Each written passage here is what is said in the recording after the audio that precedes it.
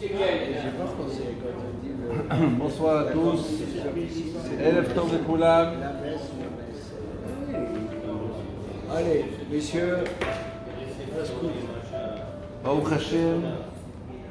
Be'ezrat Hashem na'aseh v'natzliach. Merci de votre présence, Baruch Hashem, tous les soirs. On fait toujours cette chose extraordinaire d'être tombé à Ekim la Torah. Merci à toi. Alors aujourd'hui, on va essayer de parler. Magistral. On va essayer de parler toujours de la Emouna, Baruch Hashem, et de la Teshuvah. Comment on doit se réveiller avant que Elul arrive. Vous savez, il y avait un Rosh Yeshiva, je pense que c'était Rav Shteyman.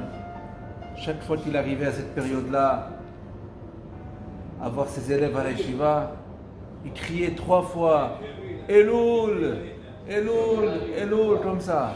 C'était le cri de se réveiller vers Hashem, vers la Teshuvah. Vous savez,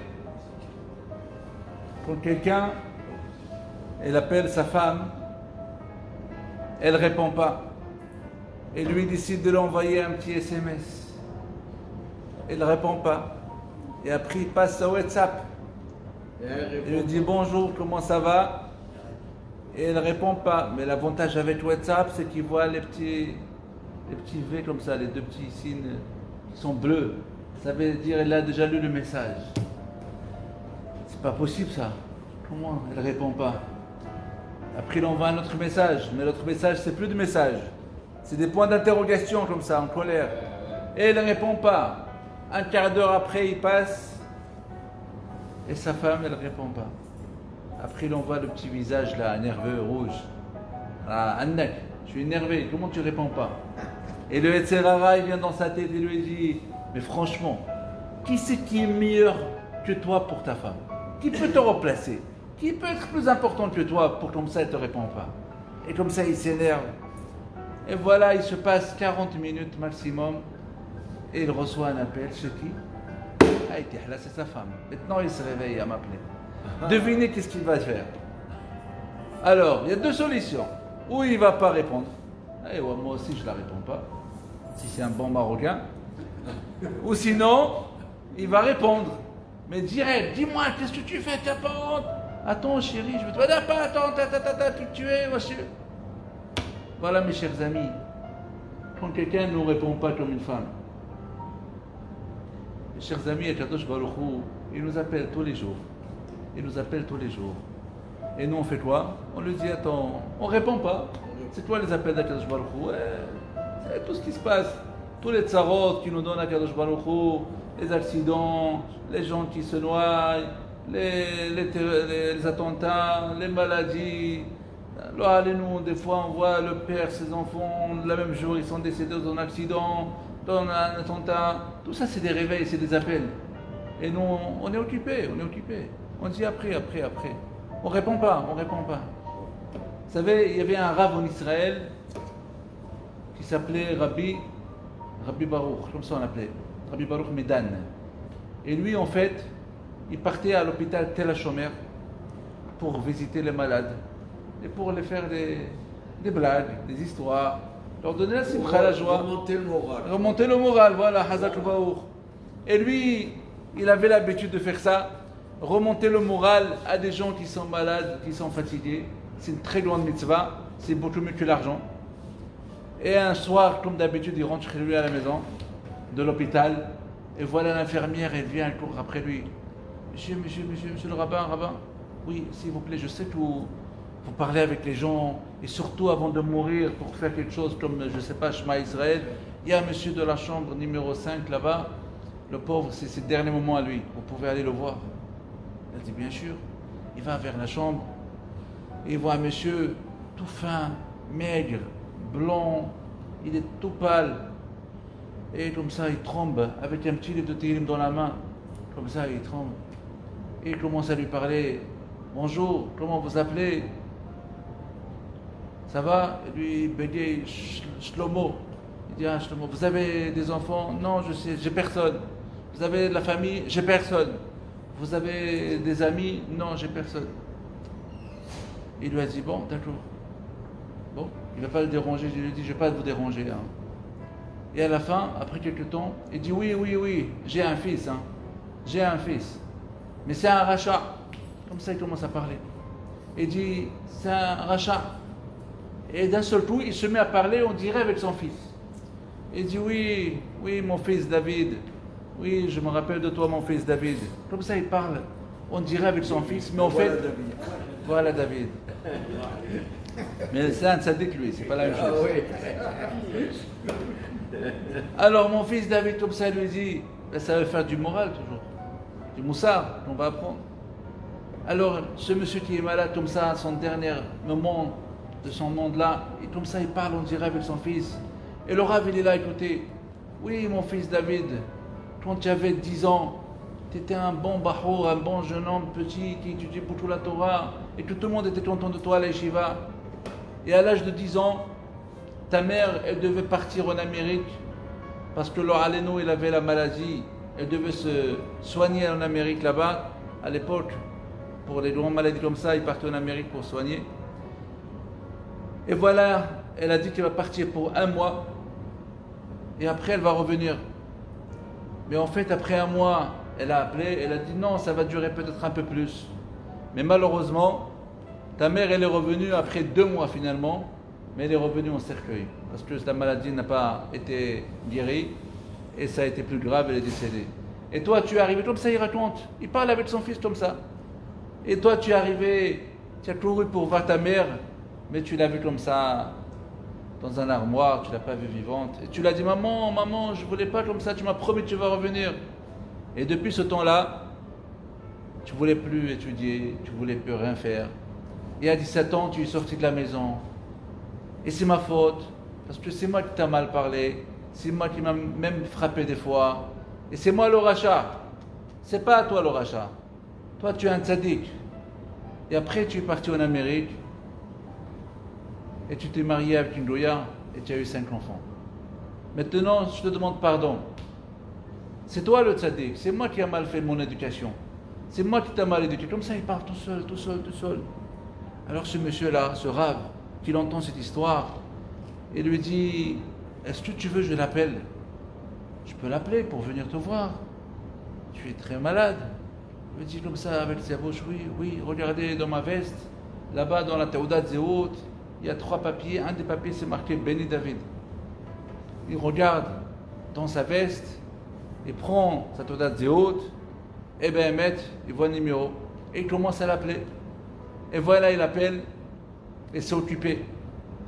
Et il appelle encore une fois, et c'est occupé. Et pendant ce temps-là qu'il appelle, mes chers amis, qu'est-ce qu'il faisait David en Amérique? Et il était en train de négocier avec un diamantaire quel est le meilleur diamant et le meilleur prix qu'il va acheter pour sa femme Goya.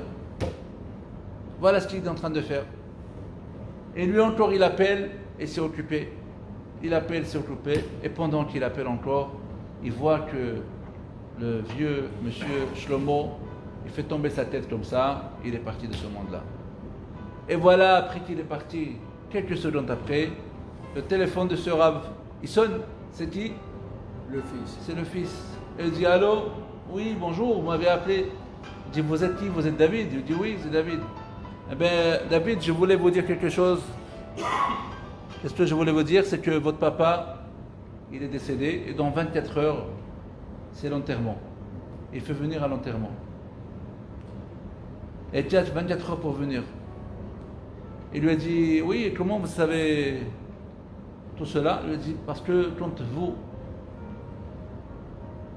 m'avez rappelé, c'est parce que je vous ai appelé. Et alors, quand je vous ai appelé, j'étais chez votre papa, c'est pas moi qui vous ai appelé, c'est votre père qui vous a appelé, avec mon téléphone. Et pendant ce temps-là, que vous n'avez pas répondu, eh bien, votre papa, il est parti. Il était vraiment très mal, il est arrivé à l'enterrement comme ça, ils n'attendaient pas qu'il va venir. Et il est venu, il s'est mis sur la tombe de son père. Et il a dit, comment, pendant que toi tu as cherché à m'appeler, il a dit, mais normalement, il a dit, avant ça, il a dit, mais normalement, papa, avant de mourir, c'est un tzaddik, il devait étudier la Torah. Chon, il dit non. Il devait faire Tehillim, il dit non. Il a fait quoi? Il a fait que parler de toi. Comment, mon fils, tu es un tzaddik, c'est moi le rachat, tu aurais pu être un grand tzaddik, et c'est à cause de moi tu es un rachat, et c'est à cause de moi tout ça. Comme ça, il a raconté le Rav avant l'enterrer. Et ce fils-là, David, il s'est mis en pleurant. Comment j'ai lâché mon père comme ça? Comment j'ai pas répondu au téléphone? Et en plus, les derniers moments de mon père, il m'appelle, moi je fais quoi? Je suis en train d'acheter un diamant à la Goya. Quel péché, quelle catastrophe. Comme ça, il s'est mis en pleurant, en pleurant. Et après, il a fait Teshuvah Baruch Hashem. Mais en tous les cas, c'est l'histoire qui s'est passée. Et de chaque histoire, on doit apprendre, mes chers amis. Chaque histoire, on doit apprendre que des fois, on nous appelle. Mais après, quand nous, on rappelle, des fois, c'est trop tard. C'est trop tard. Alors, chaque appel qu'on a, il faut se réveiller. Chaque geste, chaque chose qui arrive à la personne, tu marches dans la rue, tu tombes, il faut se réveiller, il faut penser, qu'est-ce que j'ai fait, j'ai pas fait. Chaque chose qui nous arrive dans la vie, il faut savoir pourquoi et comment.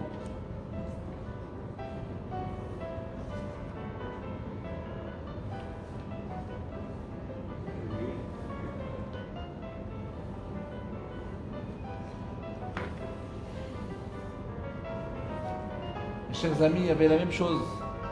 Un rave qui était à Natania, une fois il nous a raconté, vous savez l'histoire de Miron, il y avait, que Dieu nous préserve, une zéra de 45 personnes qui sont décédées dans la Hiloula de Laj BaOmer. Oui. Et bien ce jour-là, le matin, ce rave à Natania, son fils, il lui a dit, papa, je vais aller à la Hiloula de Laj BaOmer. Il lui a dit, mais mon fils, pourquoi tu vas te fatiguer maintenant avec les bus et tout ça? Moi, j'ai prévu d'aller à 1h du matin. Quand tout le baladian va se terminer, tout ça, nous on part à 1h, on arrive à 3h, comme ça tranquillement. Il y a moins de monde. Il a dit non, moi je veux être dans le grand allumage de Toldot Aaron. C'était le grand allumage tous les ans du Admor Toldot Aaron. Il a insisté et son père il a dit d'accord, il n'y a pas de problème. Et bien voilà, ce jour-là, à 1h du matin, le Rav il prend la voiture pour aller. Comme il a prévu d'aller lui-même avec ses élèves. Et le Rav de Natania, il prend la voiture pour aller à 1h du matin et on l'appelle après une demi-heure de route. On lui dit c'est pas la peine de continuer la route parce que tu peux pas rentrer, c'est fermé déjà. Qu'est-ce qui se passe? Parce que on lui a raconté, il y avait un problème, il y avait des morts, les gens ils sortent comme ça, on les prend comme des morts et c'est impossible. Alors bien sûr, vous imaginez le premier réflexe qu'il a fait le père, c'est de appeler son fils. Et mes chers amis, il appelle son fils. Une fois, ça sonne, ça ne répond pas. 2 fois, il a dit, je ne peux pas compter le nombre de fois que je l'ai appelé. Le téléphone, il a appelé tout seul. Rappel. Et encore presque 1h comme ça. Il fait que appeler. Et il n'y a pas de réponse, il n'y a rien du tout. Et après 1h, c'est lui qui reçoit un appel. Et c'est qui? C'est son fils. Il répond. Oui, mon fils, ça va. Il dit, oui, ça va, mon père. Qu'est-ce que tu fais? Il a dit, je suis en train de manger une pizza, Miron, tranquillement. Aïe. Alors il a dit, ce Rav, regardez qu'est-ce qui se passe. Cette heure-ci, comment c'est dur. Quand j'appelle mon fils, il ne me répond pas. Akadosh Baruch Hu, c'est notre père. Il a dit comme ça, Akadosh Baruch Hu, c'est notre père. Combien il nous appelle, combien il veut nous entendre. C'est quoi un appel, mes chers amis? Un appel, c'est marqué Akadosh Baruch Hu mit'avel et tfilatam shel tzadikim. On a déjà dit ça, que Akadosh Baruch Hu, sa ta'ava, son envie, son kiff, c'est quoi? C'est d'entendre ses enfants. Et alors il fait quoi pour nous entendre? Il nous appelle, des petits soucis, des petits problèmes, des petits empêchements, des petits trucs. Et nous on dit, bon, c'est pas grave, chaque problème j'ai la solution. Mais en fait, chaque problème j'ai la solution. Il n'y a que la solution d'Hachem. Ce n'est pas les solutions qu'on a. La solution qu'on a, c'est après qu'on a parlé avec Hachem. Après qu'on a répondu au téléphone d'Hachem. Et la question toujours, combien Hachem il nous appelle, combien de téléphones il nous appelle, mais combien nous on leur répond. Et c'est ça en fait le Hadesh Elul. On doit réfléchir comment on peut répondre à Kadosh Baruch Hu dans chaque appel. Chaque problème qu'il arrive, nous on doit répondre à Kadosh Baruch Hu. Ils ont demandé le Rav Shteyman une fois à cette question-là, le Rav Shteyman, le don de la génération. Ils ont demandé, il y avait un kollel en Israël, où dans ce kollel, il y avait plusieurs avrechim qui sont décédés dans l'année. Plusieurs avrachim, plusieurs étudiants dans l'année sont décédés. C'est une catastrophe. Ils sont partis voir le Rav Shteman. Ils ont dit tout ce qu'on peut faire. Quel teshuva on peut faire? Qu'est-ce qu'on peut faire? La teshuva, bien sûr, chacun il va dire c'est à cause de Shabbat, on ne le rentre pas bien à l'heure, il faut ajouter un petit peu à l'avance et un petit peu le sortir plus tard, c'est important. Il va dire parce qu'on parle la shonara. Il va dire parce que c'est la tsniout, vous savez, le problème de la tsniout, comment c'est grave. Et il va dire chaque chose. Alors, qu'est-ce qu'il aura dit Rav Shteman? Le Rav Shteman, il a dit, je vous raconte l'histoire suivante. Il y avait un soldat en Israël qui faisait l'armée et son devoir c'est de protéger les frontières. Et voilà, il voit un terroriste, il arrive de loin avec un bon revolver comme ça, qui fait peur avec des balles comme ça, et il s'approche. Maintenant le soldat il demande à son mefaked, à son boss, qu'est-ce que je fais? Je le tue, je l'envoie un avion, comment on fait pour le voilà. Alors, qu'est-ce qu'il a répondu le mefaked, le boss? Il a dit, ben tu le tues, c'est tout. Tu fais tous les moyens, tout ce que tu as. Tiens, tu veux donner une claque, donne-lui une claque, tu veux une balle, il faut le tuer. Chacun, le moyen que tu as. Le Rav Shteman, il aura dit, voilà, mes chers amis, aujourd'hui, on est dans cette génération où le Satan, il est là. Le Satan, il est là. Le Satan, avec tous les problèmes qu'on a, le Yetzirara, il est là.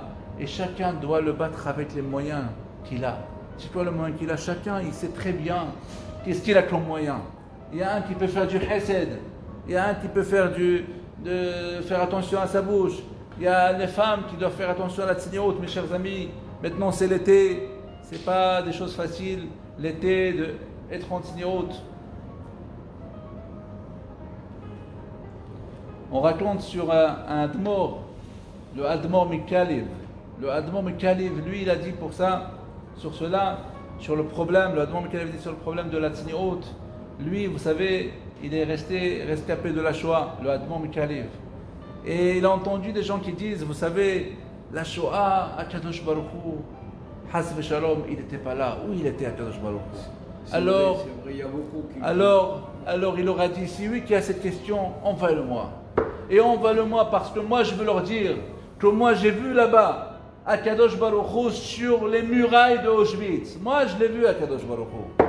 Moi j'ai vu comment Hachem il était là. C'est pas possible. Hachem il était là, dans chaque chose il était là. Et lui, le Admor Mikalev, il a dit dans une conférence, il n'y avait que des femmes. Il aura dit, c'était avant l'été, il aura fait une conférence. Il aura dit, je peux être garant après 120 ans devant Akadosh Baruch Hu. Si une femme, elle prolonge ses vêtements de 10 cm, c'est elle a l'habitude de mettre avec le mini-jupe, elle fait large jupe. Après, si c'est large, c'est extra large jupe. Le maximum possible, elle rajoute. Même si on est dans la tsniout, il faut rajouter. 10 cm, je vous garantis, après 120 ans, mes chères femmes, comme ça elle leur a dit, après 120 ans, je vous garantis, le Admor Mikalev, il a dit, que si tous vos avérotes, vos péchés, ils vont être dans une balance, et vous prenez rien que la valeur de ces 10 cm que vous avez rajouté, et bien la balance de ça, elle va gagner. Tous les avérotes vont être effacés. Moi, je vous garantis, tellement que dans notre génération, c'est difficile, tellement que c'est très dur de faire la tsniout, que Béhémet, c'est lui qui prend sur lui, une femme qui prend sur elle, le hanyan de la tsniout, qui est très important, elle peut sauver toute la génération. Alors il aura dit, le Rav Shteman, la même chose. Il aura dit, chacun doit tuer ce Yetzirara avec ses moyens.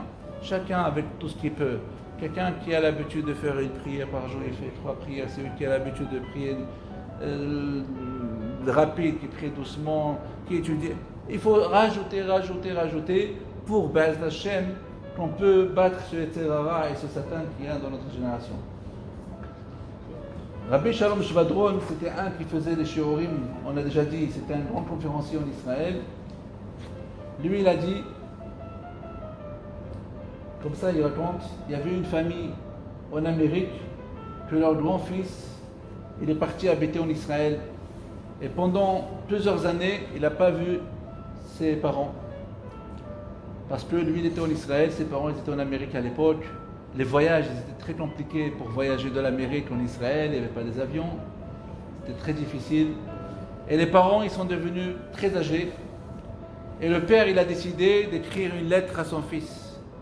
Vous savez, une famille en Amérique, que le fils est parti étudier la Shiva en Israël, il s'est marié, il a fait une famille, des enfants, et le père et les parents sont vieux maintenant, ils n'ont pas vu leur fils, c'était difficile de le voir.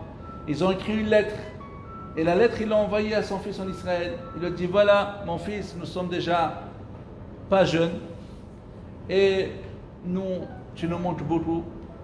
Et il s'est passé plusieurs années, et on ne connaît pas ta famille, on ne connaît pas tes enfants en fait. On n'a pas vu tes enfants face à face. Alors s'il te plaît, on ne sait pas si on va arriver à se voir dans ce monde-là, mais il a dit, moi je suis prêt à venir en Israël parce que ta mère elle est fatiguée, elle ne pourra pas venir. Moi je suis prêt à venir en Israël. Alors le fils il a reçu cette lettre, bien sûr, il a répondu par une autre lettre qu'il est prêt à recevoir son père à la maison. Alors bien sûr, le père était très content, il va aller visiter son fils en Israël, il se prépare, il prépare sa valise, et il raconte à tout le monde, ça fait des années qu'il n'a pas vu son fils petit, maintenant il va le voir, presque grand-père, et il prépare son voyage avec une valise de vêtements et une autre valise avec bien sûr beaucoup de cadeaux pour aller voir ses petits-enfants en Israël. Alors bien sûr, chaque petit-enfant c'était quelque chose de spécial, il a acheté des cadeaux à chacun comme il faut, et voilà, il prépare ces deux valises.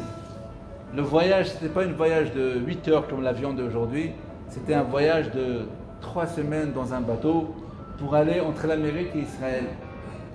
Voilà, bien sûr, il monte dans le bateau, le jour est arrivé, et dans le bateau, il raconte à tout le monde, je vais aller voir mes neveux, mes petits-enfants, pardon, je vais aller voir mon fils. Et comme ça, il était très heureux de vouloir pouvoir arriver en Israël. Et après 3 semaines de voyage, très longues, c'est pas facile, les bateaux d'avant, c'est pas les croisières Costa d'aujourd'hui. Même avec les croisières, des fois on a mal à la tête aujourd'hui. Oui. Je peux vous dire, j'étais là-bas quelques années, une semaine, j'attendais rien que de se terminer la semaine. C'est pas facile. Alors à l'époque, c'était une souffrance de prendre un bateau comme ça 3 semaines. Et voilà, à la fin, il doit atterrir dans le port d'Israël. Et voilà, il a imaginé que dès qu'il va arriver, il va avoir la queue de son fils, avec ses enfants, avec les fleurs, avec tapis rose, Oddenia, aïe aïe aïe. Et voilà, aïe aïe aïe, combien de désespoir. On dit en hébreu, un espoir, c'est tikva. Et on dit aussi une autre phrase, tzipiyot, le tzapot. Le tzapot, c'est espérer. Et espérer, c'est pas très bien des fois. Alors on dit en hébreu, tzipiyot, yesh rak la kariot. Tzipiyot en hébreu aussi, c'est espoir, espérer. Et tzipit, c'est le drap du coussin. Alors il dit le tzipiyot, c'est rien que pour le coussin. Ça sert à rien d'avoir l'espoir, parce que quand on espère beaucoup, on a toujours le désespoir. Alors il ne faut pas espérer beaucoup. Alors ce monsieur-là, il a espéré que son fils et tout le monde va l'attendre. Le bateau est arrivé en Israël. Alors il n'arrive même pas à sortir après 3 semaines de voyage. Un monsieur qui est âgé, les 2 grandes valises. Elle était, on a dit, une pleine de cadeaux et une pleine de vêtements à lui, etc. Voilà, il sort dans le port en Israël et il voit ni son fils, ni personne. Il a été tout seul comme ça en train de pousser ses valises depuis le bateau. Et il sort dehors, il voit personne. Bon, bien sûr, il ne va pas revenir. Il a loué un taxi. Il avait l'adresse. Vous savez, quand il a reçu la lettre entre son fils et lui, il avait toujours l'adresse. Il a pris un taxi, il a loué un taxi, il a pris ses valises. Et voilà, il imagine que bientôt il va aller voir en direct son fils, ses petits-enfants.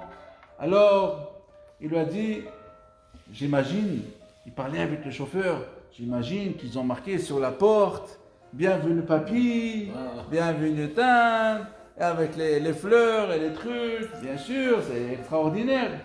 Alors bien sûr, bientôt je vais les voir, etc.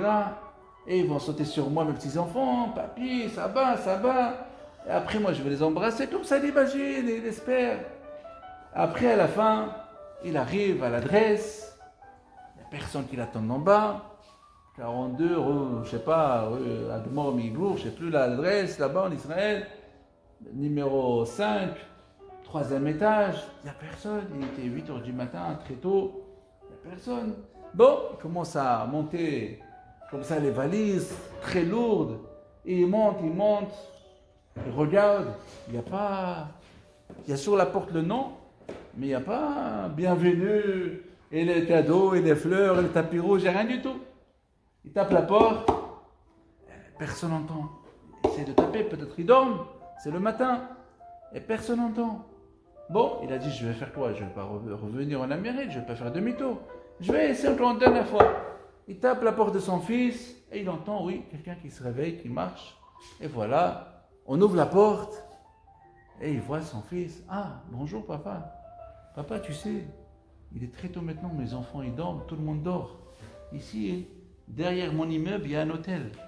Va te reposer là-bas, on se verra tout à l'heure. Il a fermé la porte comme ça.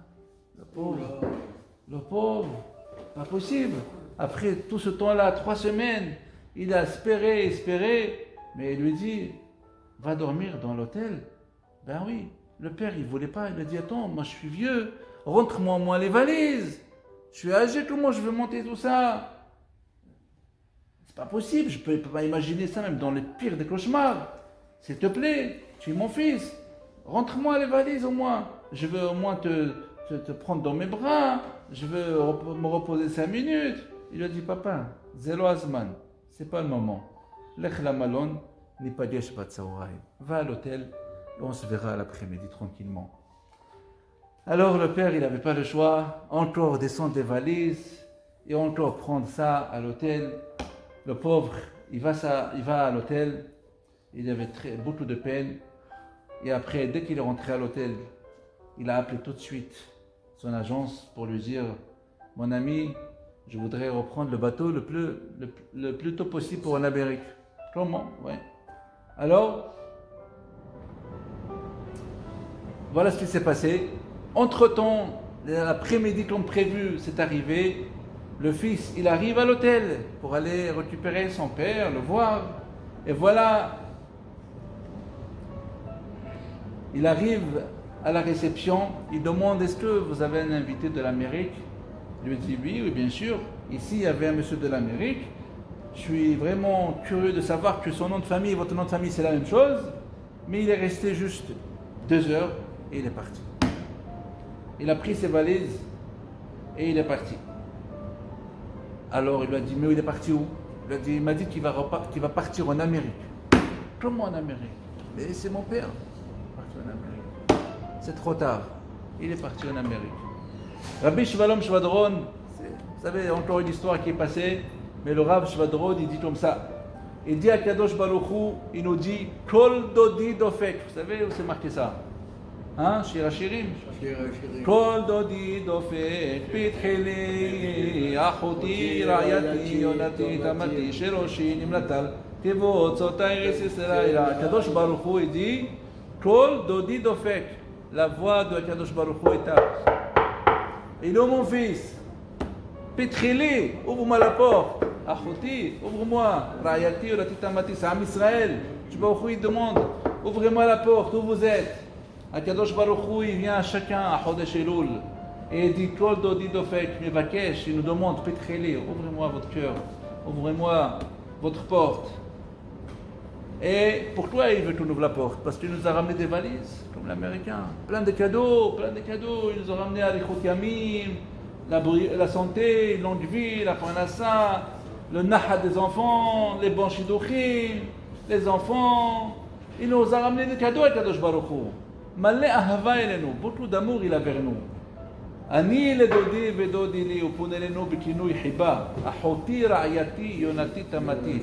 Les meilleures phrases de l'amour vers nous, Kadosh Baruch Hu nous appelle. Il n'y a pas mieux que ces phrases d'amour. Et qu'est-ce qui se passe? Qu'est-ce que nous lui répondons? On lui répond, Pashati ekutati, echacha el bashena. Je suis désolé, j'ai déjà mis mon pyjama. Je ne peux plus me réveiller et t'ouvrir la porte. Comme l'histoire. Pashati klutati, j'ai déjà enlevé ma coutonnette, ma chemise. Echacha el bashena, je ne peux pas me rhabiller pour t'ouvrir la porte. Comme ça on répond. Rahatzti draglaï, j'ai déjà pris ma douche. Et Chachatanafen, comment je peux encore marcher par terre? Je me suis déjà lavé, ça y est. Exactement comme ce fils-là qu'il a fait à son père. Papa, ça y est, je me repose, je suis fatigué, va à l'hôtel. Alors, comment on peut expliquer l'explication de cet enfant? Eh bien, c'est un peu l'histoire de Am Israël, c'est un peu nous. Ça veut dire que nous, pendant le Hodesh de l'eau, Kadosh Baruch Hu nous appelle, et nous, on le dit, on n'a pas le temps. Il nous appelle, on n'a pas le temps, on est occupé dans nos affaires. Et c'est difficile, cacher la Adam, c'est difficile pour l'homme de changer.